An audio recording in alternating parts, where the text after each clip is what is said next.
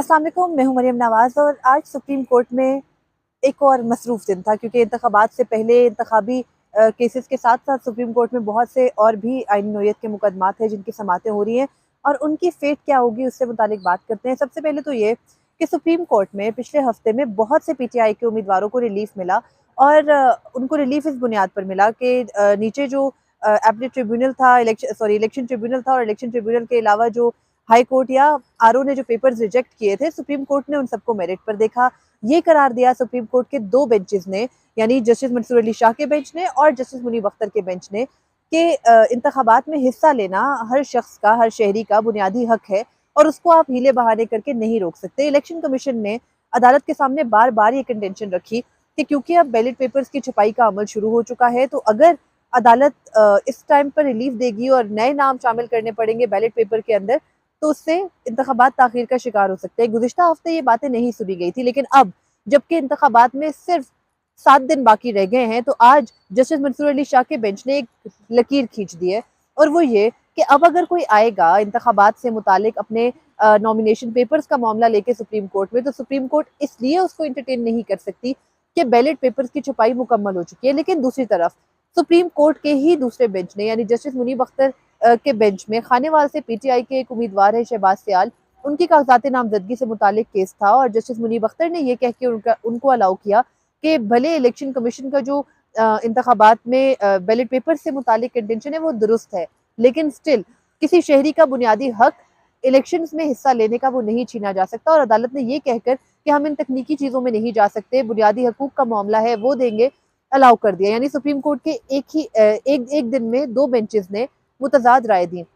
Justice Mansoor Ali Shah ने जो secretary election commission को के उनको ज़ाती हैसियत में तलब किया था और उनसे ये सवाल पूछा था कि बताएं कि बैलेट पेपर से मुतालिक क्या अपडेट है, तो उसमें इलेक्शन कमीशन ने अदालत को ये बताया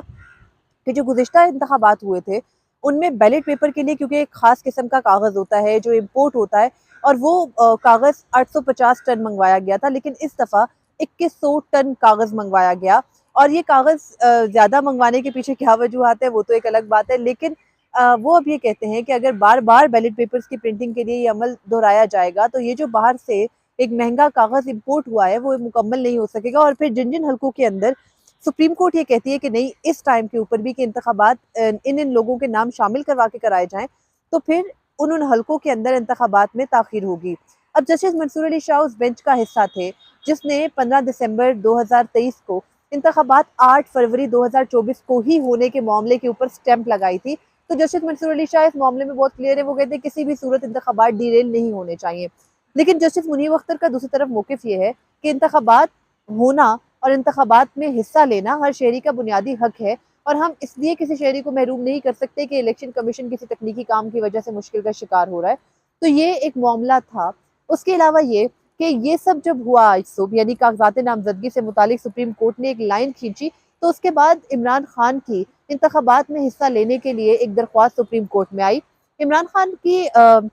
मियाँ वाली के हल्के जो कि उनका आबाई हल्का है और उसके अलावा लाहौर के हल्के NA 122 से जो कागजात नामजदगी थे वो मुस्तरद हुए। रिटर्निंग अफसर ने ये कह के कि क्योंकि इमरान खान तोशाखाना केस में 5 अगस्त 2023 को नाअहल हो गए थे, इसलिए उनको इस अखलाकी जवाज़ के ऊपर इंतखाबात में हिस्सा लेने की इजाज़त नहीं दी जा सकती क्योंकि वो नाअहल शख्स हैं। यही फैसला इलेक्शन ट्रिब्यूनल ने बरकरार रखा और फिर यही फैसला हाई कोर्ट ने भी बरकरार रखा, यानी लाहौर हाई कोर्ट ने भी इमरान खान को रिलीफ नहीं दिया। अब इमरान खान ने इंतखाबात से 7 रोज पहले, उस टाइम पे जब उनको 2 केसेस के अंदर सजा हो चुकी है, यानी गुज़िश्ता रोज उनको साइफर केस में और आज उनको तोशाखाना केस में कैद बामुशक्कत, उम्र कैद बामुशक्कत सुनाई गई है। उसके बाद उनकी एक दरख्वास्त आई है। तो देखना ये है कि क्या अदालत इस मामले को सिर्फ तोशाखाना केस के वो 5 अगस्त 2023 की नाअहली तक देखेगी या फिर अभी मौजूदा नाअहली को भी देखा जाएगा, क्योंकि ये ग्राउंड अदालत के सामने मौजूद नहीं है। और फिर इमरान खान के वकील जो ज़ैर भंडारी हैं, उन्होंने दरख्वास्त के अंदर ये कंटेंशन ली है कि क्योंकि इमरान खान ने जो उनका तोशाखाना केस से मुतालिक फैसला था वो इखलाकी बुनियाद पर नहीं था, वो इमरान खान के ऊपर जो उनके खिलाफ जो फैसला आया था उसकी नोयत मुख्तलिफ थी, इसलिए इमरान खान को इंतखाबात से बाहर नहीं रखा जा सकता और उनको इलेक्शन लड़ने की इजाज़त दी जाए। तो इस मामले के ऊपर अब देखना यह है कि क्या सुप्रीम कोर्ट इमरान खान की दरख्वास्त फिक्स करेगी और अगर फिक्स करेगी तो क्या इमरान खान को इजाज़त मिलेगी, क्योंकि इसी तरह के बहुत सारे केसेस पहले भी आए। सनम जावेद के केस के एग्जाम्पल ले लें, रिटर्निंग अफसर ने उनके कागज़ मुअत्तल किए, इलेक्शन ट्रिब्यूनल से उनको रिलीफ नहीं मिला और फिर हाई कोर्ट से भी उनको रिलीफ नहीं मिला, लेकिन सुप्रीम कोर्ट ने उनको रिलीफ दिया। और इसी तरह से जो पाकिस्तान तहरीक-ए-इंसाफ के मुतअद्दिद कैंडिडेट्स हैं, तकरीबन 8 के करीब ये केसेस हैं जो कि कल तक डिसाइड हुए थे, आज भी 2-3 केसेस थे, एक में रिलीफ मिला, बाकियों में नहीं मिल सका क्योंकि इलेक्शन कमीशन ने ये कह दिया था कि वो मज़ीद पेपर्स प्रिंट नहीं कर सकते। यहाँ पर एक चीज़ ये है कि भले वो इमरान खान का केस हो या कोई भी हो, इलेक्शन कमीशन का किरदार कुछ हम मानते हैं, तकनीकी बुनियादों पर आप बैलेट पेपर्स दोबारा नहीं छाप सकते होंगे, लेकिन अगर कोई लिटिगेशन लेके सुप्रीम कोर्ट में आ रहा है, बाद में भी तो इलेक्शन कमीशन हलकों के अंदर दोबारा इंतखाबात कराती है, तो अभी क्यों इलेक्शन कमीशन बार-बार इस मामले से भाग रही है? या अगर वो फैक्ट्स भी सामने रख रही है, तो ये जो आपने 2100 टन कागज़ मँगवाया है, जो कि पिछली दफ़ा आपने 850 टन मँगवाया था और मुझे लगता है कि हमारी आबादी डबल नहीं हो गई, हलकों की तादाद कुछ बहुत ज़्यादा नहीं बढ़ गई, तो इतने ज़्यादा बैलेट पेपर्स के लिए पेपर मंगवाने का मकसद शायद यही हुआ होगा कि आपको मालूम था कि इस दफ़ा ये तमाम तर मामलात चल रहे हैं और अदालतें आखिरी दिन तक इस तरह के फैसले दे सकती हैं। तो शायद ये चीज़ आपने माइंड में रख के ये पेपर मंगवाया हो, या फिर ये पेपर सिर्फ अभी के लिए नहीं है बल्कि सारे बाई इलेक्शंस में भी इस्तेमाल होगा। लेकिन स्टिल जो इलेक्शन कमीशन फिगर बता रहा है ना कि 850 टन पेपर पहले मंगवाते थे और अब हमने 2100 टन पेपर, 2200 टन पेपर मंगवाया है, तो ये जो फिगर को आपने डबल से भी ज़्यादा किया है पेपर को मंगवाने की, इसके पीछे क्या मुद्दा या मौक़िफ़ था, ये मेरी समझ में नहीं आ रहा। ख़ैर, इसके अलावा सुप्रीम कोर्ट में आज एक और अहम मामला भी था और वो ये मामला है कि सुप्रीम कोर्ट के जब जजेस रिटायर हो जाते हैं, तो उसके बाद उनके खिलाफ जो इंक्वायरी करने वाला फोरम है यानी सुप्रीम जुडिशल काउंसिल, क्या वो कार्रवाई जारी रख सकता है या नहीं? इस पर सुप्रीम कोर्ट पिछले साल नफ़ी में जवाब दे चुकी है। जस्टिस एजाजुल एहसन और जस्टिस मुनीब अख्तर पर मुश्तमिल 2 रुकनी बेंच था, जिसने साबिक चीफ जस्टिस साकिब निसार के ऊपर इंक्वायरी सुप्रीम जुडिशल काउंसिल में नहीं हुई, वो रिटायर हो गए। उस मामले को आईनी दरख्वास्त के जरिए चैलेंज किया था आफिया शहर बानो ने। और आफिया शहर बानो ज़िया वो हैं जो कि हमारे एक सोशल वर्कर्स का सिविल सोसाइटी के मेंबरान का एक फोरम है, वुमेन जर्नलिस्ट फोरम की भी वो नुमाइंदा हैं। उनकी तरफ से एक दरख्वास्त दायर की गई थी जिसमें तकरीबन आई थिंक सिग्नेटरीज की बहुत बड़ी तादाद है और उस दरख्वास्त के अंदर ये कहा गया था कि क्योंकि साकिब निसार जब वो चीफ जस्टिस थे उस टाइम पे ये दरख्वास्त दायर की गई थी कि उनको जजेस कोड ऑफ कंडक्ट के तहत किसी भी तरह से पॉपुलिस्ट मूव्स नहीं करनी चाहिए, यानी उनको शोहरत के लिए वो मुख्तलिफ अस्पतालों का दौरा करते थे, वो डैम फंड के लिए बड़े एक्टिव थे, वो हर जगह जगह जाकर लोगों के जो है वो एक तरह से रेड किया करते थे। तो उसके ऊपर सिविल सोसाइटी की जानिब से ये दरख्वास्त और ये शिकायत आई थी कि जज को पॉपुलिस्ट मूव की तरफ नहीं जाना चाहिए, ये जजेस कोड ऑफ कंडक्ट के खिलाफ है और इसलिए कि साकिब निसार ने पब्लिसिटी की कोशिश की जो कि उनको अलाउ नहीं है, तो उनके खिलाफ प्रोसीड करे supreme judicial council. Supreme judicial council ने तो प्रोसीड नहीं किया क्योंकि उसके रूल्स ये हैं कि साकिब निसार खुद चीफ जस्टिस थे, सुप्रीम जुडिशल काउंसिल के चेयरमैन भी वही थे, अपने खिलाफ खुद तो वो दरख्वास्त टेकअप नहीं कर सकते थे। उनकी रिटायरमेंट के बाद सुप्रीम कोर्ट ने जस्टिस एजाजुल एहसन और जस्टिस मुनीब अख्तर पर मुश्तमिल 2 रुकनी बेंच ने ये फैसला दे दिया कि जब एक जज रिटायर हो जाए तो उसके खिलाफ कोई शिकायत और कोई जो रेफरेंस है वो मजीद प्रोसीड नहीं कर सकता, यानी जज के रिटायरमेंट के साथ सारा मामला वहीं ठप हो जाता है। हाल ही में जब जस्टिस मज़ार अली अकबर नकवी के खिलाफ रेफरेंस का मामला उठा, तो उनके जब केस की प्रोसेशन थी, उनके इस्तीफे के बाद सुप्रीम जुडिशल काउंसिल की ओपन कार्रवाई कमरा अदालत नंबर 1 में जारी थी, जिसमें अटॉर्नी जनरल ने अदालत को ये बताया, सुप्रीम जुडिशल काउंसिल को ये बताया कि सुप्रीम कोर्ट ने 27 जून 2023 को एक फैसला दिया और उस फैसले में ये कहा कि जजेस के खिलाफ कार्रवाई नहीं हो सकती, लेकिन उस फैसले के अंदर वफाकी हुकूमत को नोटिस नहीं किया गया था। इसलिए अब जो अटॉर्नी जनरल ऑफिस है वो वफाकी हुकूमत की जानिब से इस केस को चैलेंज करेगा। खैर, चैलेंज कर दिया गया, दरख्वास्त आ गई और दरख्वास्त आई थी जब पिछले हफ्ते शौकत अजीज सिद्दीकी केस की समाअत हो रही थी और उसके बाद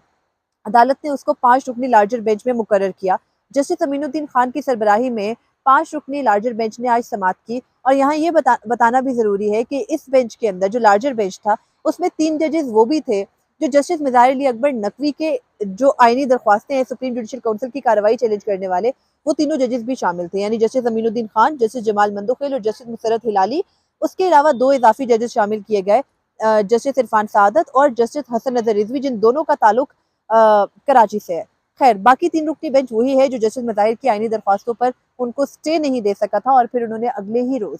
सुप्रीम जुडिशल काउंसिल की कार्रवाई से पिछले दिन यानी 8 जनवरी 2024 को अपने ओहदे से इस्तीफा दे दिया था और कहा था कि मौजूदा हालात में वो काम जारी नहीं रख सकते। खैर, आज फिर अटॉर्नी जनरल ने अदालत को ये बताया कि तब वफाकी हुकूमत को नोटिस नहीं था, तो ये आईनी तशरीह का मामला था और इस आईनी तशरीह के मामले के ऊपर वफाकी हुकूमत को नोटिस होना ज़रूरी था, क्योंकि आर्टिकल 209 इन्वॉल्व है, जो कि जजेस के ऊपर इंक्वायरी से मुतालिक है। उसके अलावा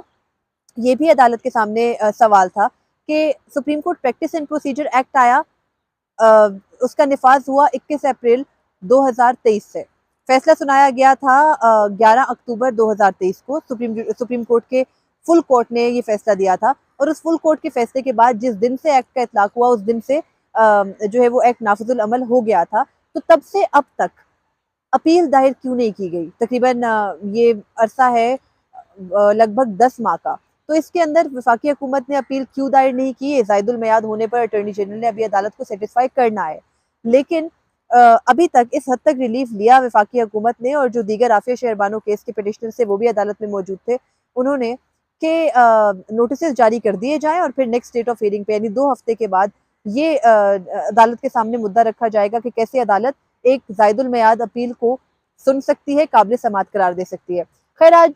कुछ जजेस, रिटायर्ड जजेस के मामले पर कुछ इंटरेस्टेड भी दिखाई दिए, जैसे जस्टिस जमाल मंदोखेल बार-बार अटॉर्नी जनरल को मुखातिब करके कह रहे थे कि इस मुद्दे पे आए ना कि अगर कोई जज कार्रवाई के दौरान इस्तीफा दे दे, जैसे जैसे जस्टिस मज़ाहिर नकवी ने दे दिया, एग्जाम्पल के तौर पर कोट कर रही हूँ, तो फिर उस पर क्या हो सकता है? तो अटॉर्नी जनरल का तो मौक़िफ़ पहले भी सुप्रीम जुडिशल काउंसिल में भी यही था, अदालत में भी उन्होंने आज यही रखा कि अगर कार्रवाई एक दफ़ा शुरू हो चुकी है और जज इस दौरान इस्तीफा दे देता है तो या रिटायर हो जाता है, तो वो कार्रवाई रुकेगी नहीं। और असल में मसला भी यही है कि अब वो जो कार्रवाई जस्टिस मज़ाहिर नकवी के खिलाफ चल रही है वो कहाँ जाए? अचानक से अब्रप्टली ख़त्म हो जाए? वफाकी हुकूमत इसमें ये भी कहती है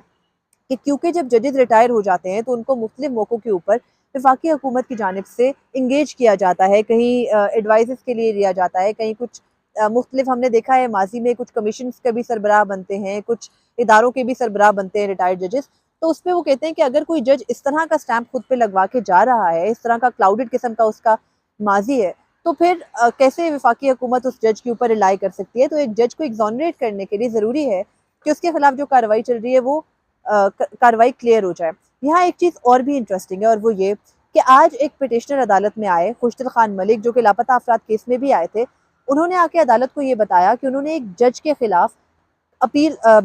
खिलाफ शिकायत दायर कर रखी है सुप्रीम जुडिशल काउंसिल में, लेकिन वो जज उस शिकायत के दौरान मुस्ताफ़ी हो गया। लगा ये कि वो जस्टिस मज़ाहिर नकवी के बारे में बात करें, लेकिन जब बाद में उनसे पूछा तो उन्होंने बताया कि उन्होंने जस्टिस एजाजुल एहसन के खिलाफ एक कंप्लेन दायर कर रखी है, और जब उस कंप्लेन की नोयत और उसकी नेचर पूछी गई तो उस पर खुशदिल खान मलिक का कहना था कि क्योंकि ये खुफिया है तो इसको खुफिया रहने दें। तो खैर उन्होंने वजह तो नहीं बताई कि किस वजह से शिकायत की थी, लेकिन वो ये मुद्दा ज़रूर लेके आए हैं कि चीफ जस्टिस ने हाल ही में अपनी एक स्पीच के दौरान ये कहा था कि सुप्रीम जुडिशल काउंसिल में जजेस के खिलाफ कई सौ दरख्वास्तें हैं और उन दरख्वास्तों को टेकअप कर रखा है सुप्रीम जुडिशल काउंसिल ने। तो खुशदिल खान मलिक ये कहते हैं कि एजाजुल एहसन के खिलाफ जो उनकी दरख्वास्त है वो एक तरह से चीफ जस्टिस के बयान के बाद टेकअप हो चुकी हुई है। तो फिर अब जस्टिस एजाजुल एहसन जो इस्तीफ़ा दे के जा चुके हैं, उनके खिलाफ भी कार्रवाई की इजाज़त दी जाए। तो जो ये तासुर दिया जा रहा था कि जस्टिस एजाजुल एहसन ने जब 9 जनवरी को इस्तीफ़ा दे दिया और उसके बाद उसकी वजह जो भी बनी, उन पे प्रेशर था, प्रेशर डाला गया, वो इन हालात में नहीं चल सकते थे। तो खैर अब उनके खिलाफ कार्रवाई के लिए भी कोई आगे आ गया है और लगता ये है कि उनको भी सुकून से जाने नहीं दिया गया। ये जो कहा जा रहा था कि शायद वो चले गए, अब उनकी जान छूट गई, ऐसा नहीं हुआ। तो जस्टिस मज़ाहिर नकवी, जस्टिस एजाजुल एहसन और साबिक चीफ जस्टिस साकिब निसार, इन तीनों के ऊपर घेरा तंग तो है, लेकिन अगर ये करार दे दिया गया कि अगर किसी जज ने रिटायरमेंट ले ली है, मुस्ताफ़ी हो गया और उसके खिलाफ रेफरेंस चल रहा था, उस पर कार्रवाई होनी चाहिए या नहीं, और ये कह दिया गया कि कार्रवाई हो सकती है, तो आने वाले दिनों में हमारे वो सारे जजेस जो रिटायर हो चुके हैं, उनके खिलाफ कार्रवाइयाँ पेंडिंग पड़ी हैं या उनके खिलाफ शिकायत पड़ी हैं सुप्रीम जुडिशल काउंसिल में, वो इस फैसले के और इस कार्रवाई के निर्गे में आ सकते हैं। मुझे इजाज़त दीजिए। अल्लाह हाफ़िज़।